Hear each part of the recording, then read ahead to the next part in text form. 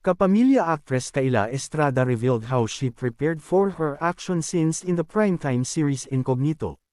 Kayla is what they say a nepo baby in showbiz, but in her case, this did not have a negative connotation because at the early stage of her acting career, she had proven her caliber and started to establish her name, away from the shadow of her parents, actress Janice de Belen and John Estrada.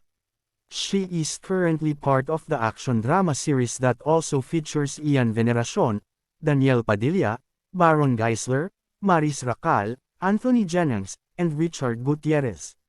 Kayla Estrada shared that she has been wanting to be in a project under the action genre.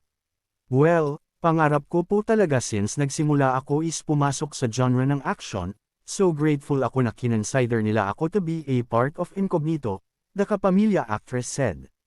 When asked how she prepared for her role as Max Alvero, she said that this is different because it involves physical aspects. With that, she had to prepare herself physically. Her body should be prepared for the action scenes. Para prepared yung katawan ko, di ako magkasakit, to build, the stamina for the shooting days, Kayla said.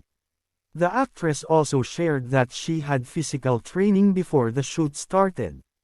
This helped her a lot in doing the choreography in fight scenes. They really allotted time to focus on training. Kayla Estrada also said that Max somehow has similarities to her past characters Sylvia Luwalhati in Linlang, 2023, and Bettina Chu in Can't Buy Me Love, 2023. However, Max is just boyish.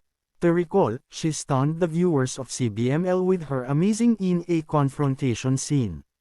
She's also a strong character and I think my characters in the past were also strong personalities, Kayla said.